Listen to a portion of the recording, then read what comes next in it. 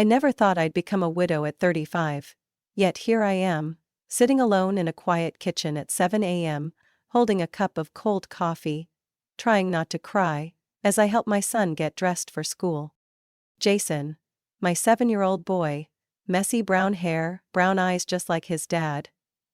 He's sitting on the floor, fumbling with his shoelaces, softly reciting his science presentation about the solar system. I half listen, my chest tightening. My husband, Ben, died 8 months ago in a construction site accident. A concrete slab fell from the 32nd floor. They said he died instantly.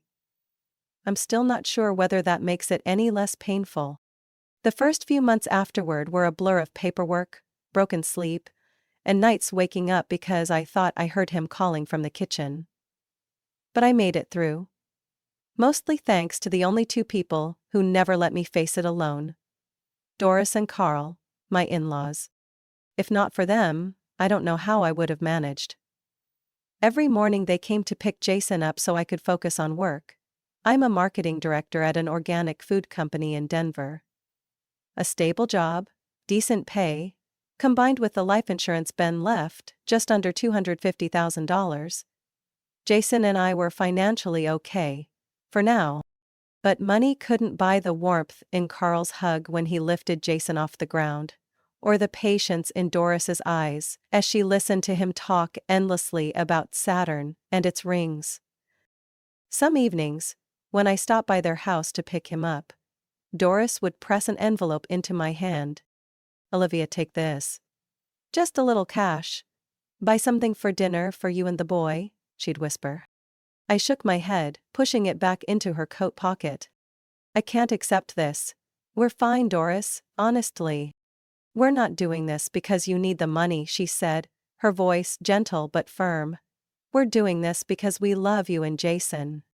I smiled, but inside it cut deep. If only my own parents gave even a fraction of that kind of care. I'm the second daughter in a family of 2. My sister was always our parents' pride. Stellar grades, married a doctor, mother of 3 picture-perfect kids. And me? I was the quiet one, a bit selfish, too withdrawn, as my mother liked to describe me to her friends. The favoritism didn't fade with time. On the contrary, after Ben passed, I thought they might show a little compassion, at least for Jason's sake, but no. In their eyes, their real grandkids were still Vanessa's trio. Well-behaved, obedient, and not constantly asking questions, like Jason. Last week, we visited my parents. Jason excitedly brought along his homemade rocket model. Barely 20 minutes in, my mother sighed loudly. "He never stops talking, Olivia. Can't you teach him to be quiet?" Jason froze, his face falling. I squeezed his hand, ready to say something, but Vanessa cut in. "My kids?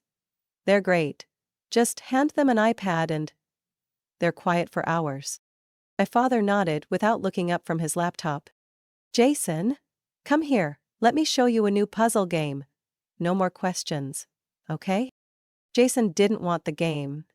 He wanted someone to listen, to connect. I stayed silent, like I'd always done since I was a child. I grew up under constant comparison. I was used to it. But what tore at me wasn't my mother's impatient tone. It was the confused look on my son's face. The first time he realized what it felt like to be treated as an outsider by his own flesh and blood. That weekend, I took Jason to my mother's birthday party, a small backyard gathering like she held every year. Vanessa had arrived early with her 3 kids, who sat squarely at the main table, eyes glued to their phones and iPads, headphones on, barely acknowledging anyone around them. My mother beamed with delight, sitting beside them, handing out homemade cookies one by one, her eyes sparkling like she was admiring treasure. Jason clung to my hand and whispered, "Mom, can I sit next to Grandma?" I nodded. He tiptoed toward the chair beside her, careful not to disturb anyone. But the moment he reached for it, my mother leaned over and stopped him. "Not that one, sweetie, I'm keeping it for my bag," she said quickly, pointing to a small purse on the seat. "Go sit over there, let your cousins relax." Jason looked back at me, confused. I swallowed my reaction and led him to a side table by the fence, pulling over 2 plastic chairs. No one noticed. No one asked. The air felt so thick, I could hardly breathe. When Vanessa brought out the cake, she placed a large tray in front of her 3 kids. I stepped up to take one piece for Jason, but she smirked. "Oh, sorry Olivia, I made exactly 12 for each of them. Maybe we could split one." "No, they're cream-pilled, not easy to cut." "But Jason can have one of the cupcakes on the counter, they're store-bought." I forced down the lump in my throat. Jason didn't ask anything. But he didn't smile as he nibbled on the cupcake. Later, Jason ran up to my dad, pointing to an old wall clock in the yard. A vintage piece from his younger years. "Grandpa, how does that work? Does it have a pulley inside?" My father didn't even glance up from his newspaper. "Jason, stop asking nonsense. Do the other kids ask that much?" I stood nearby, watching it all unfold like a slow-motion film. He was just curious. He loved science, discovering how things worked. Yet his questions were treated like an inconvenience. Meanwhile, Vanessa's kids were shooting guns on their iPads, shouting and screaming, and still called well-behaved. "They're so quiet," my mother praised, "not bothering anyone." I turned away, my face heating. I knew I shouldn't react, but this time, I couldn't hold it in.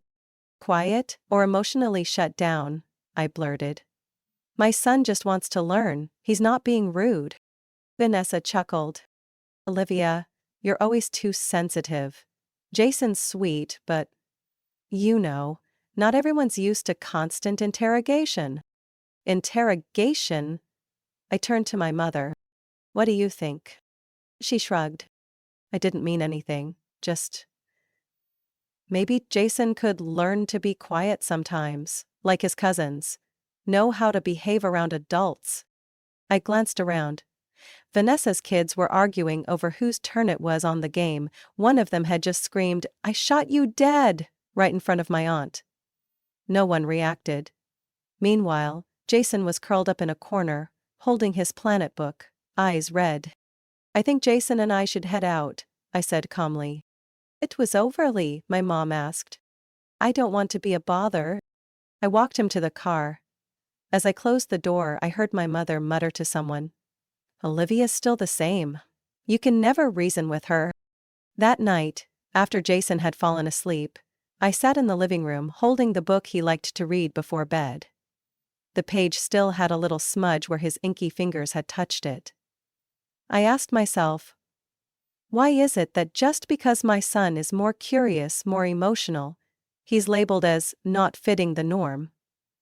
And why have I spent my whole life trying to shrink myself into a mold designed for Vanessa? A thought crept in. I'd let their favoritism seep into Jason's life, just like it had once poisoned mine. The following week, I received a message from my mother. "Dinner this Friday, honey, I'm making your favorite pot roast." I stared at the words for a few seconds. My mother rarely invited me specifically. Sometimes for Vanessa's birthday or Christmas, but rarely a family dinner without an attached reason.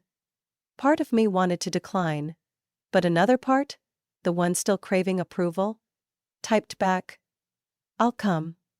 I'm bringing Jason." When I arrived, Vanessa was already there with her 3 kids, eyes fixed on their phones as usual. My mother was setting the table, grinning like it was the warmest reunion of the decade. "Olivia," she exclaimed. "Where's Jason?" "He's playing in the yard with Carl," I replied. Carl was Vanessa's husband.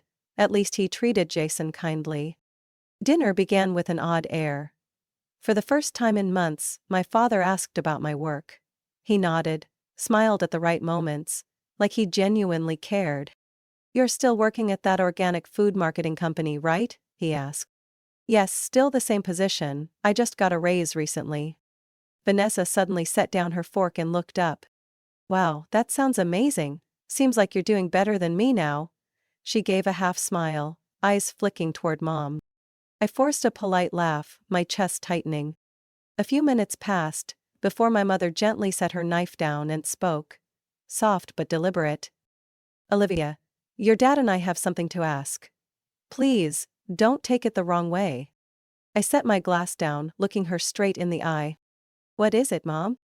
You're still holding on to Ben's life insurance, right? She asked, fidgeting with her napkin. I froze.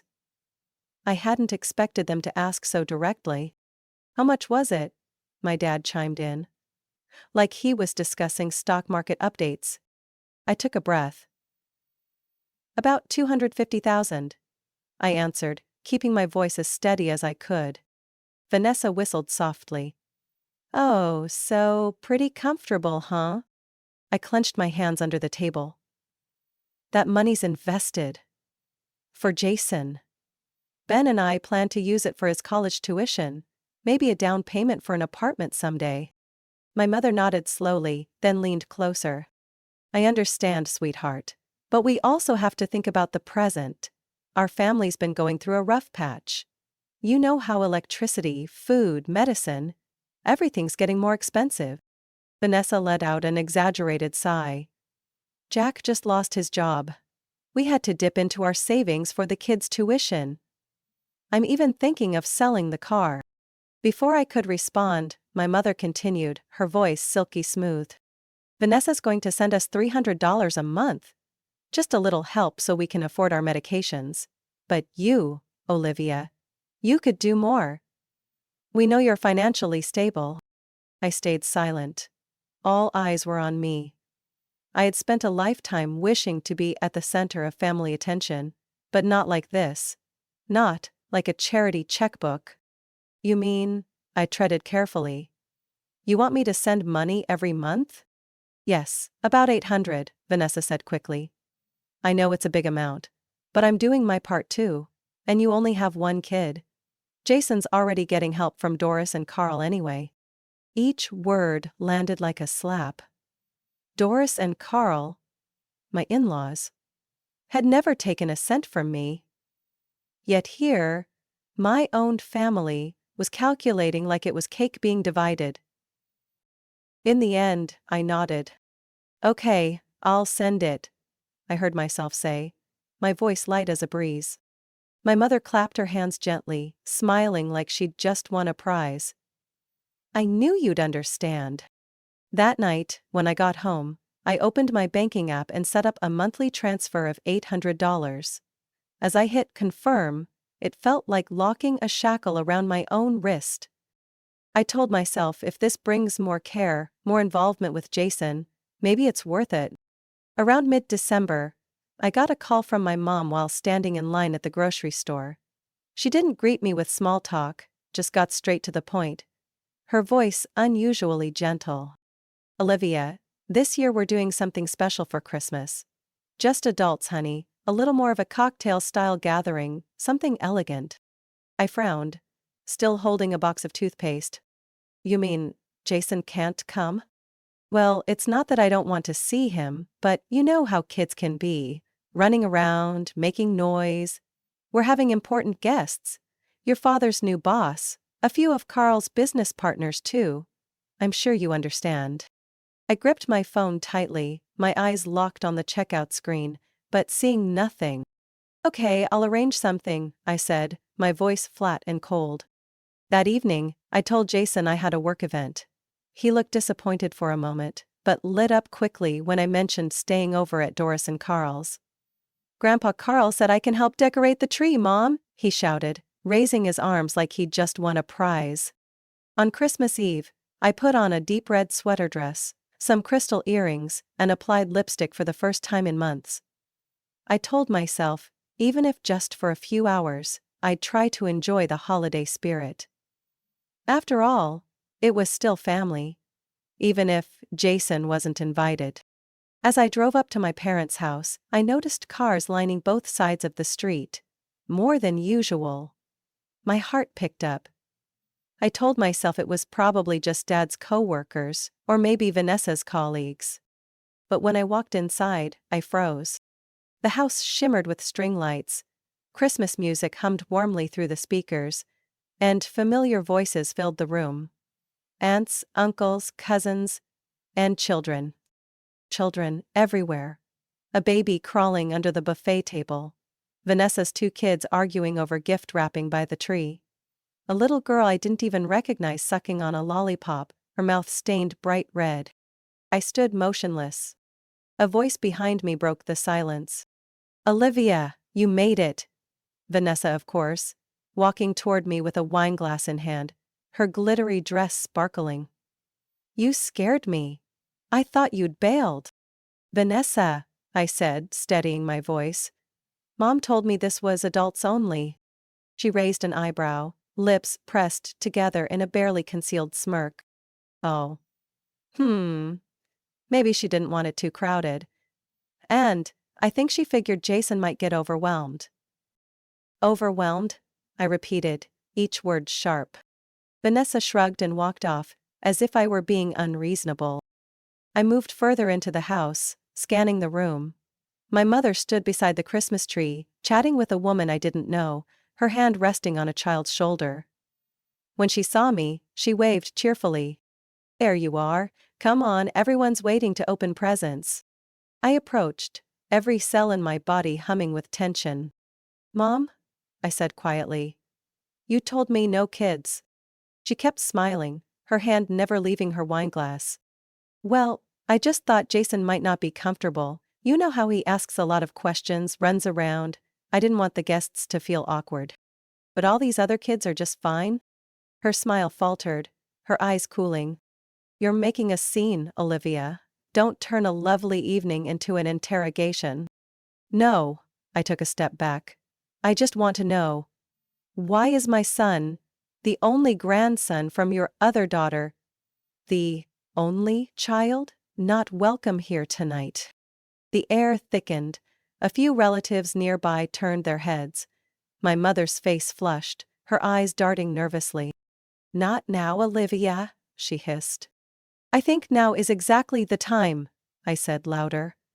"Everyone should know. I left Jason with his grandparents tonight because my mother told me this was a child-free event, and yet here we are. Children laughing, playing, unwrapping gifts. So what is Jason to you? A stranger?" A loud crash rang out.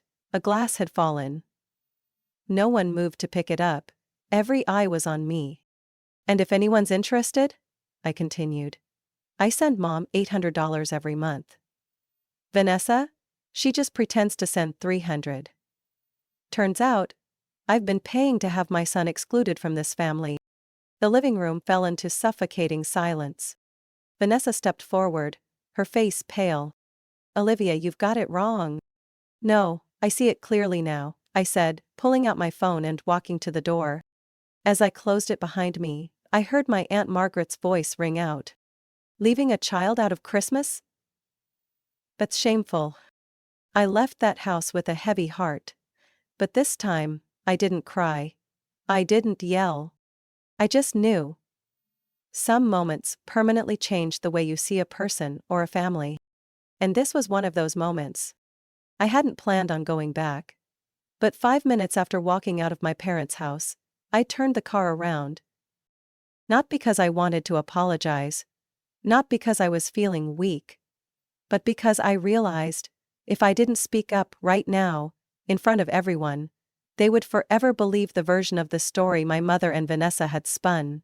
And Jason would forever be the troublesome kid no one wanted around. When I pushed open the door, the tension inside hadn't lifted. A few relatives were whispering, murmuring quietly, but most stood still, like they were waiting for the next move in a game they hadn't expected to be a part of. I walked straight into the living room. My mother stood near the dessert table, face tight, her hands clutched together, like she was trying to hold her composure. I stepped into the center of the room and took a deep breath. "I know I just interrupted this party," I began, my voice firm. "But before everyone goes back to laughing and opening presents, I need to clear something up." All eyes turned to me. I saw Aunt Margaret, Uncle Norman, even my cousin Ryan, mid-sip of his beer, frozen in place. "Last week, my mother called me. She said this was an adults-own party, no kids." I believed her. I didn't bring Jason, because I didn't want to put her in an uncomfortable position. I paused for a moment, letting the silence settle. But when I walked in tonight, I saw at least 8 kids. Vanessa's children, cousins' children, even some I'd never met. No one said a word. Jason was deliberately excluded. Not because he didn't belong, but because he didn't belong. But because he didn't fit my mother's definition of a well-behaved child. My mother finally spoke, soft but sharp. "You're making this up, Olivia. You're overreacting." "No." I cut her off. "I understand perfectly." I turned to the rest of the room. "Did you all know I send my parents $800 every month? And Vanessa, the daughter everyone thinks is so dutiful, hasn't sent a single dime." The room stayed still. Vanessa stepped forward, looking visibly shaken. "Olivia, please don't make a scene. You're misunderstanding." "I understand clearly," I said.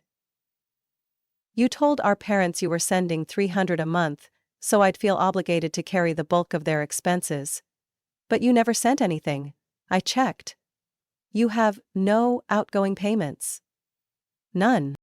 Jack, Vanessa's husband, stepped out from the kitchen, his face darkening. "Wait. You didn't send money? You told me you had." Vanessa froze. "Jack, I can explain." "I've heard enough." Jack stepped back. "Is this true? You lied to get Olivia to cover for everyone?" I looked around. The faces I'd known my whole life were changing. Aunt Margaret leaned toward her husband and whispered something with a furious look. Ryan set down his beer, shaking his head. "And one more thing," I added, voice lower but clearer than ever. "Jason might ask a lot of questions. He might be curious, but he is a good kid. Polite, kind. If anyone in this room believes that a child wanting to understand the world is a problem, then the problem isn't the child. It's the adults who turned curiosity into a burden." My mother stood silent. No rebuttal, no apology. I looked at her one last time. I used to think if I tried hard enough, I'd be accepted. But what I got was exclusion, deception, and being turned into an ATM. I turned and walked toward the door. But Aunt Margaret's voice stopped me. "You're right, Olivia. Until now, I thought this was just a tantrum. But now I see. This was deception, plain and shameful." She turned to my mother. "Lillian, I never thought you'd treat your own granddaughter this way. Or Olivia for that matter. I won't stay in this house another minute." Chairs shifted. A few guests stood. Jack glanced at Vanessa one last time, before quietly grabbing his coat. I said nothing else as I left. But this time, I didn't close the door gently. I slammed it shut. Sealed with all the years of being overlooked, with all the pain I'd swallowed in silence. I left that house with more clarity than I'd ever had. If I hadn't spoken up today, no one else would have. And Jason would grow up in the same shadow I once lived under. The next morning, I woke up early to the soft light of a late December day. Jason was still asleep, curled up under his dinosaur blanket, hugging the old stuffed animal Ben had given him. I walked quietly into the living room, made a cup of coffee, and sat down at the table. I opened my banking app and, without hesitation, canceled the automatic monthly transfer of $800 to my mother's account. Then I created a savings account under Jason's name and moved the entire amount into it, adding a note, "For college. For your future. Love, Mom." There was no anger, no sadness, just a quiet, irreversible decision. On New Year's Day, Jason and I visited Doris and Carl. They had prepared a warm breakfast, cinnamon toast, chicken sausages, and fresh orange juice, Jason's favorite. As we ate, Carl chuckled and said, "This boy's gonna run NASA someday." Yesterday he told me how to build a water rocket with a soda bottle. Doris smiled and gently placed her hand on Jason's shoulder. "He looks so much like Ben. The way he tilts his head when he's thinking. It's exactly..." Jason didn't say anything, but his eyes lit up. That soft, wordless recognition. It was everything. At noon, I received a text from Aunt Margaret. "Dinner this Sunday at our place. Bring Jason. Uncle Norman will be there." Ryan asked if Jason could bring his domino set. I smiled. I couldn't remember the last time someone mentioned my son. Like he truly belonged. That night, while reviewing our monthly expenses, I opened my notebook, and on the first page of the new year, I wrote in bold ink, "No more obligation.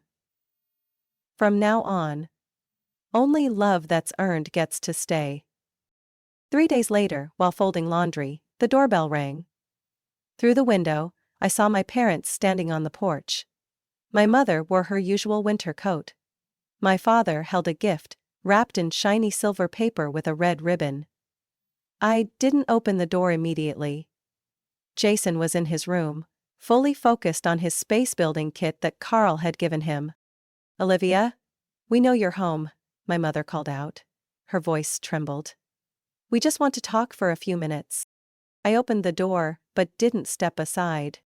"At the New Year," my mother said with a forced smile. "We brought something for Jason." I didn't move. I didn't take the box. My father spoke up, quieter. "We know we were wrong. The way we handled everything, it wasn't right. But this isn't about the money. We just want to make things right." I looked at both of them. Is it really not about the money? Not because the entire family turned their back on you after Christmas? Not because Jack kicked Vanessa out? Not because you're worried about your reputation falling apart? They stayed quiet. My mother looked down, my father sighed. I nodded slightly. "I don't believe you, and I won't let Jason be around a kind of love that only shows up when it's convenient." Before they could say anything else, I closed the door. That afternoon, I took Jason to the park. As we sat on a bench, I asked him, "If you could choose who to call Grandma and Grandpa, who would it be?" He thought for a moment, then said, "Doris and Carl. They always listen to me. They call me Little Explorer." I pulled him close. "Then from now on, that's exactly who they are." Jason nodded, grinning brightly. Time passed quickly. Every weekend I brought him to have dinner with Aunt Margaret, Uncle Norman, or cousins I used to think didn't care. They asked him about his school projects, his science models, his new games. And to my amazement, Jason bloomed like a flower finally given sunlight. He didn't have to sacrifice himself to feel loved. He didn't have to pay for kindness, or stay silent just to be accepted. We had each other. And for the first time, that was truly enough. Olivia's story isn't just about a child being excluded from a Christmas party.